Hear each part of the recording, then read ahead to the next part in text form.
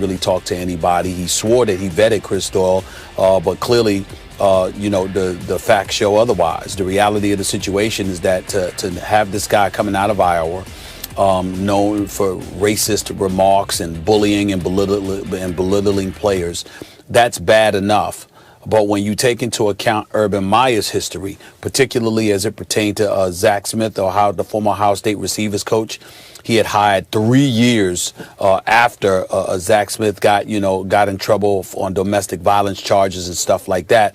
Urban Meyer has dropped the ball, and that was years ago. And so to come into the new job and to do it again, and this is one of your first hires, it makes Urban Meyer look very, very bad.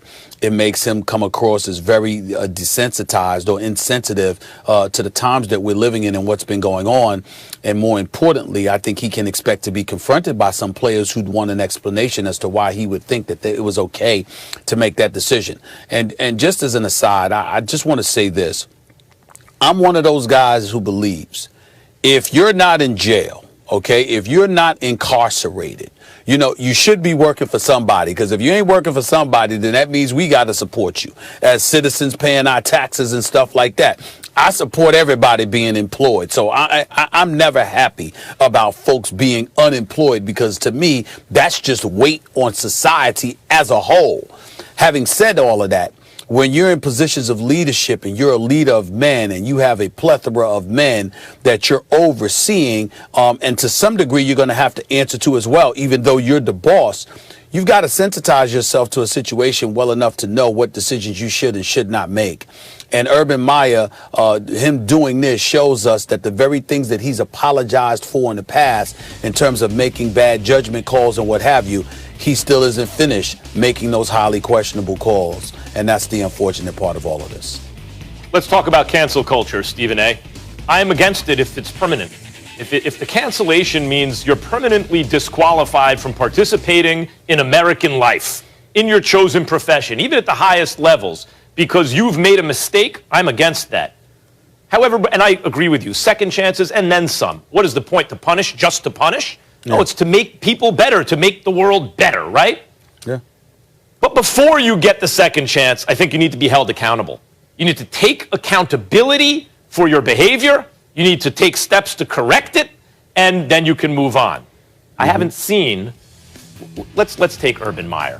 Urban Meyer comes out at the press conference and says, or makes the statement, that this was thoroughly vetted, right? He vetted it, and the players are going to have to trust me. Hold on a second. He also talked about transparency. Okay, well, coach, to the issue of transparency, what was the vetting process like? What questions did you ask him? Why are you now satisfied? What did he tell you? That can't be opaque. You can't say it's transparent on the one hand and then it's not transparent on the other. Because when the players just have to trust you, what you're saying is, in my judgment, it's not actually transparent. In my judgment, everything's okay now. I haven't heard accountability taken, and I don't know what Urban Meyer's judgment is based on. What were the steps, what were the vetting steps actually taken? So when he tells his players, you'll just have to trust me, that is the opposite of transparency. And because I haven't heard an accountability taken, I don't know that the subject in question is ready to have the second chance. Furthermore, Stephen A., you brought up, I believe you touched on Zach Smith, right? Mm-hmm.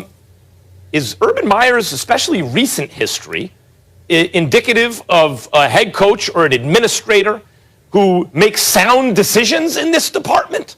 It doesn't seem to me it is. Well, it seems to me that contradicts his very point. So just to conclude my point, I am also against cancel culture if it means you are permanently canceled, with few exceptions.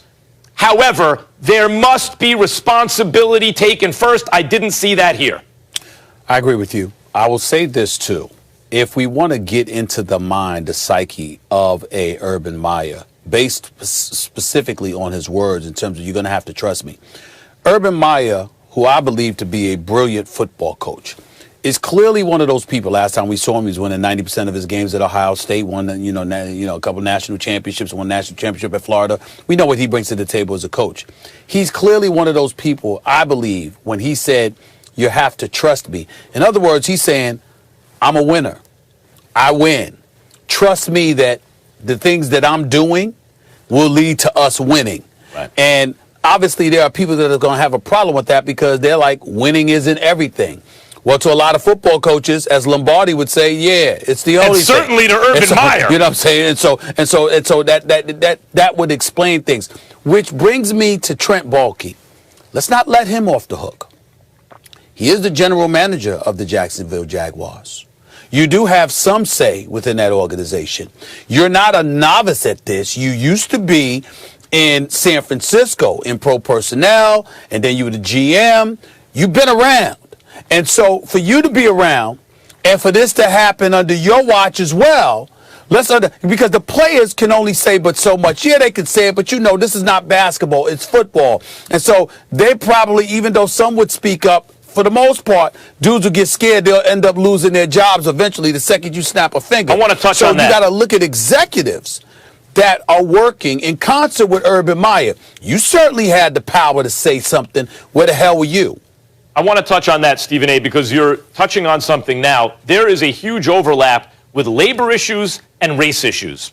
There is. And if you take the NFL, for example, there are 0 black owners, 0 African-American ownership in the NFL. The players are over 70% African-American.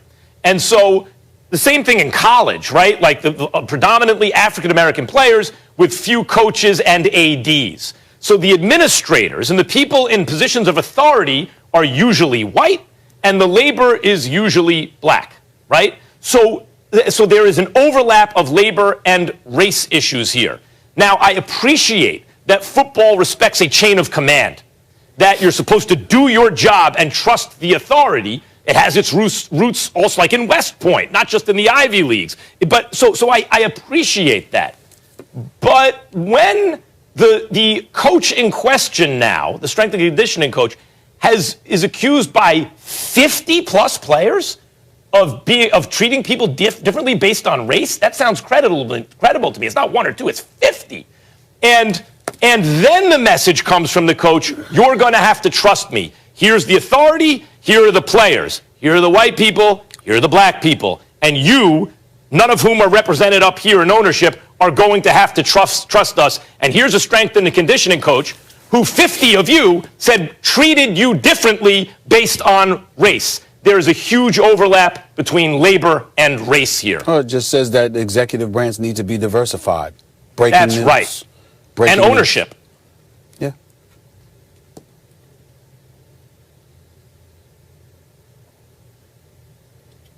I don't hear Charlie. Charlie looks like we're having some technical difficulties with Charlie. So I guess I'll take it from here, Charlie. I got you covered. We got to go to commercial break. Lots of stuff coming up. Still more to come about the Jazz, about the Lakers, about Damian Lillard and more. Stick around. More First Take coming your way in a minute.